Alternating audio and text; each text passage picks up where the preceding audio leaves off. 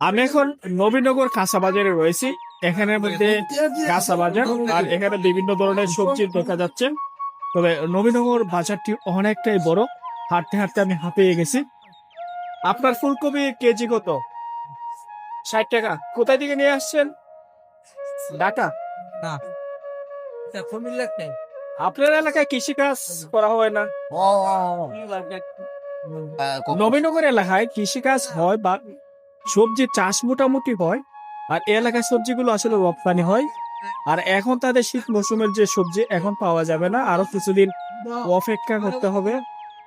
এই বাজারটিতে রয়েছে কপি, সিম, করই, আলু এবং এখানের মধ্যে টমেটো ইত্যাদি ধরনের সবজি পাওয়া যায়। নবীনগরের সবজি বাংলাদেশের বিভিন্ন অঞ্চলে তারা বিক্রি করে থাকে।